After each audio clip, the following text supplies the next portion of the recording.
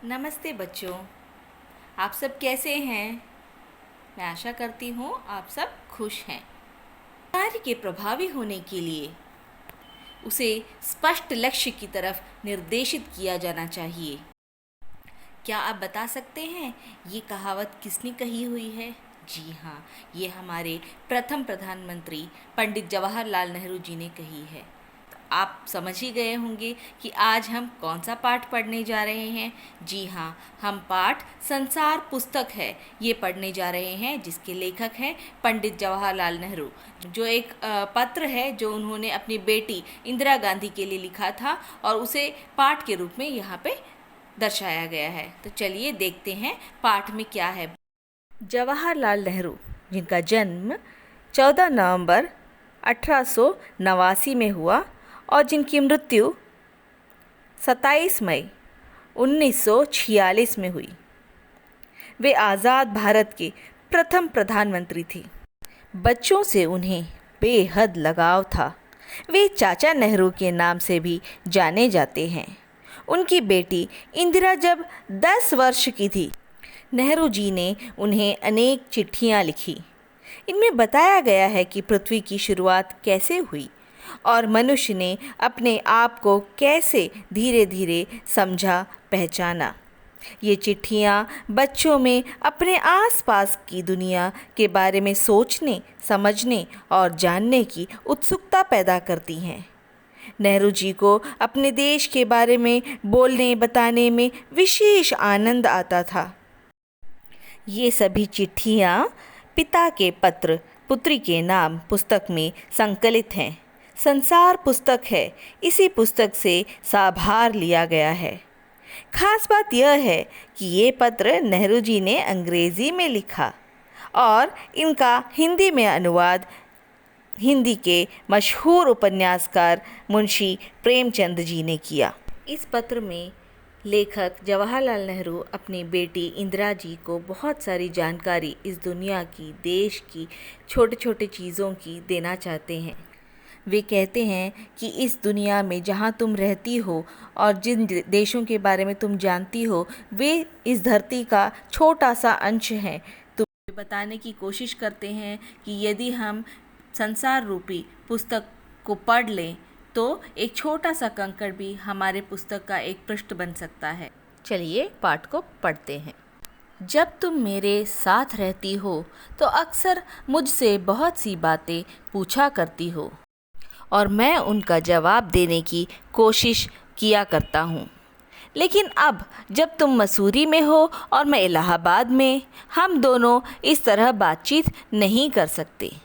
इसलिए मैंने इरादा किया है कि कभी कभी तुम्हें इस दुनिया की और उन छोटे बड़े देशों की जो इस दुनिया में हैं छोटी छोटी कथाएं लिखा करूं।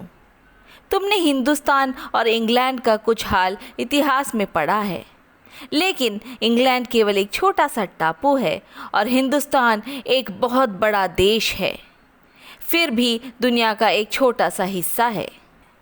अगर तुम्हें इस दुनिया का कुछ हाल जानने का शौक़ है तो तुम्हें सब देशों का और उन सब जातियों का जो इसमें बसी हैं ध्यान रखना पड़ेगा, केवल उस एक छोटे से देश की नहीं जिसमें तुम पैदा हुई हो।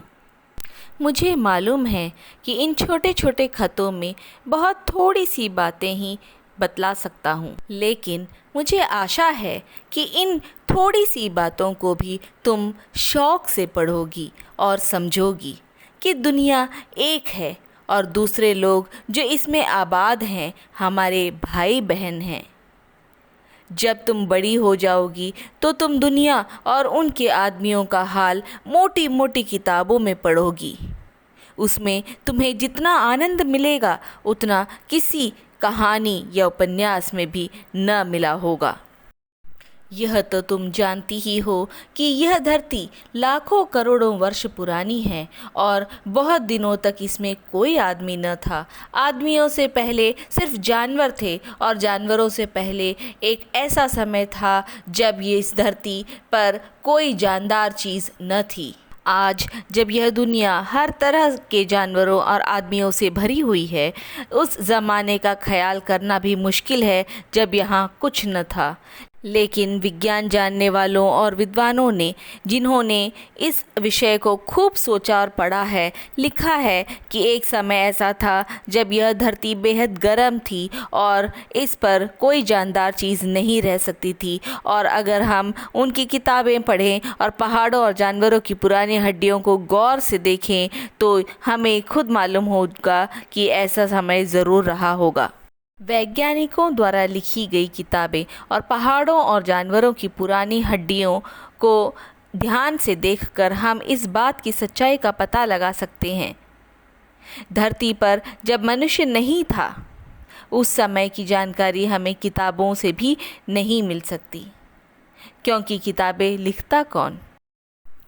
बाद में धीरे धीरे जीवन का आरंभ होता है। पहाड़, समुद्र, सितारे, नदियाँ, जंगल, जानवरों की पुरानी हड्डियाँ आदि से हमें दुनिया का पुराना इतिहास जाना जा सकता है। जब मनुष्य नहीं था तो उसका इतिहास कौन लिखता? इसीलिए धरती का इतिहास जानने के लिए हमें पत्थरों और पहाड़ों से सीखना पड़ेगा। हमें उर्दू, हिंदी या अंग्रेज़ी जानने के लिए उसके अक्षर सीखने पड़ेंगे। इसी तरह प्रकृति की किताब पढ़ने के लिए उसके पत्थरों और चट्टानों की किताब पढ़नी होगी। यदि किसी बड़ी चट्टान को तुम तोड़ डालो तो उसका हर एक कोना चमकीला और खुरदुरा होगा। चट्टानों का टुकड़ा किसी पहाड़ के दामन में था। जब पानी आया, उसे पहाड़ नाले में धकेलकर दरिया में पहुंचा दिया। वहां से लुढ़कते हुए वह चमकदार कंकड़ बन गया।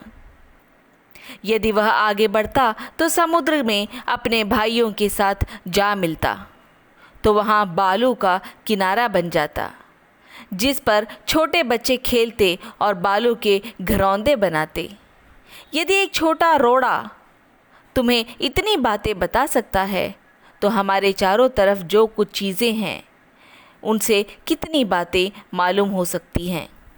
बच्चों, हमें ये समझ लेना चाहिए कि हमारे आसपास जितनी चीज़ें हैं वो हमें कुछ न कुछ इम्पोर्टेंट इन्फॉर्मेशन पास कर रही हैं, कुछ महत्वपूर्ण जानकारियाँ दे रही हैं हमें। पंडित जवाहरलाल नेहरू, जो इस पाठ के लेखक हैं, वे हमें ये संदेश देना चाहते हैं कि पुस्तक रूपी संसार का हमें पठन करना चाहिए, उसे हमें पढ़ना चाहिए। लेखक के अनुसार यह संसार पुस्तक के समान है। इसके प्रत्येक भाग में अमूल्य जानकारियों का भंडार है। केवल सही ढंग से अध्ययन करने की आवश्यकता है। इसे हमें जस्ट ठीक से पढ़ कर देखना है। हमारे चाचा जी द्वारा दिया गया संदेश आप सबको समझ में आया होगा। इस विश्वास के साथ आज का पाठ समाप्त होता है बच्चों। अगले पाठ के साथ फिर मिलेंगे। धन्यवाद बच्चों।